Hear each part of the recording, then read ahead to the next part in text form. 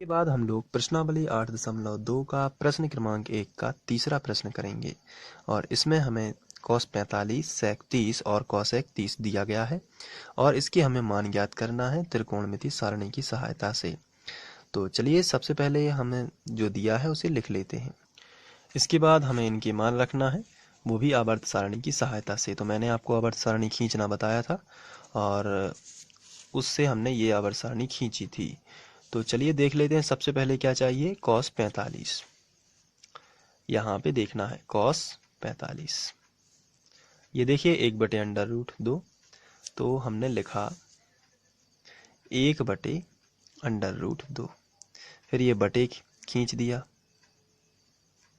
इसके बाद sec 30 देख लेते हैं कितना है। तो ये हमने देखा इससे, ये देखिए ये है sec और ये है 30। तो sec 30 कितना है, 2/√3। तो हमने लिखा 2/√3 प्लस cosec 30 देख लेते हैं कितना है।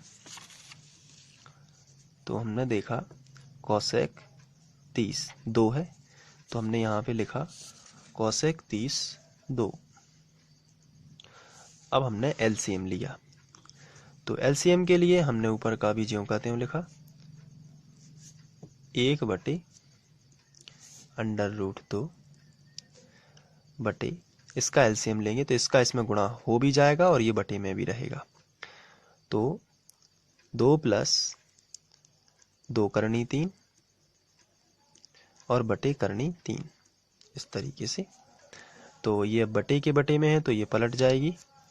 तो सबसे पहले हमने लिखा 1/√2 और ये बटे के बटे में होने के कारण पलट जाएगी, तो करनी 3 ऊपर पहुंच जाएगा और 2 + 2/√3 नीचे आ जाएगा। तो सबसे पहले करनी 3 एकम करनी 3 और बटे √2 का गुणा इसमें होगा।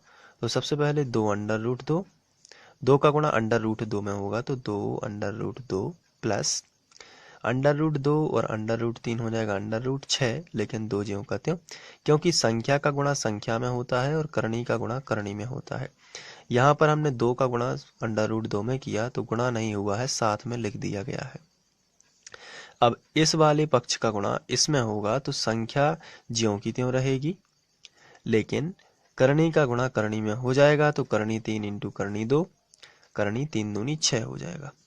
तो ये यहाँ से प्राप्त होगा। इसके बाद हम इसका हर का परिमेयकरण करेंगे।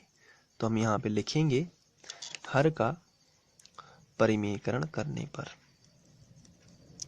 तो लिख देते हैं हर का परिमेयकरण करने पर। तो परिमेयकरण करेंगे तो देखते हैं क्या होता है, √3 बटे 2/√2 प्लस 2/6।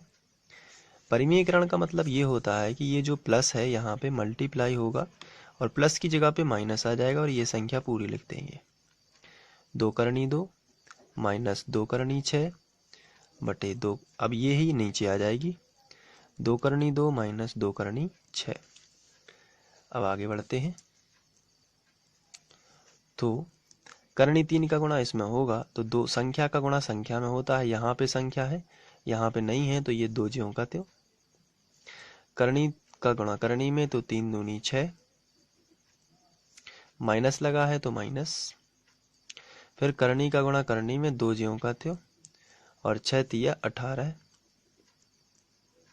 बटे, यहाँ पे एक बार धन है और एक बार ऋण है तो a वर्ग ऋण b वर्ग, a का मान ये है और b का मान ये है तो a + b a - b। तो इसको हम रफ में समझ लेते हैं।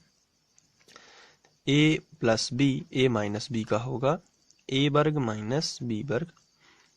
a का मान है 2 करनी 2 और इस पर वर्ग लगा है, माइनस b का मान है 2 करनी 6 और इस पे भी वर्ग लगा है। 2 करनी 2 का मतलब होता है इसको 2 बार लिखना, 2 करनी 2 गुणित 2 करनी 2।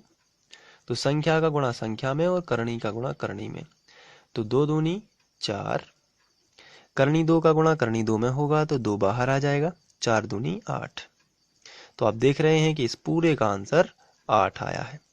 तो 8 माइनस इसका गुणा, इस पे भी वर्ग लगा है, इसका मतलब इसको भी हम 2 बार लिखेंगे गुणा में, 2 करनी 6 और 2 करनी 6, 2 दूनी 4, करनी 6 का करनी 6 में करोगे तो 6 बाहर आ जाएगा और 6 चौके 24।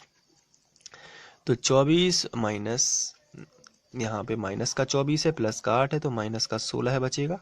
तो नीचे हम लिख सकते हैं माइनस का 16। अब हम यहाँ पे देखते हैं कि और क्या हो सकता है। यहाँ पर 2 है, यहाँ पर 2 है, 2 माइनस निकाल लेते हैं।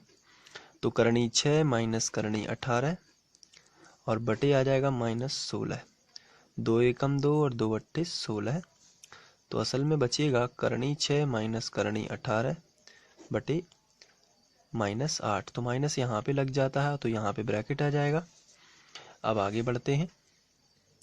करनी 18 जो लिखा है इसकी यदि हम यहाँ पे वर्गमूल निकालें तो 2 इनाम 18, तीतर का 9 और 3 एकम 3। तो यहाँ पे हम लिख सकते हैं माइनस अंडर रूट 6, 6 के 3 गुणे 2 होते हैं तो बाहर कोई भी नहीं निकलता, इसलिए इसके नहीं निकाले हैं। करनी 18 को हम लिख सकते हैं 3 बाहर कर देंगे और अंडर रूट आ जाएगा 2, क्योंकि 3 की जोड़ी बन जाएगी इसलिए 3 बाहर आ जाएगा और करनी के भीतर रह जाएंगे 2 और बटे में रहेगा 8।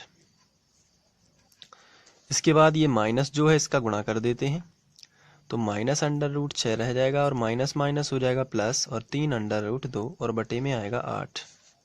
इसको आगे लिख देते हैं और इसको पीछे लिख देते हैं।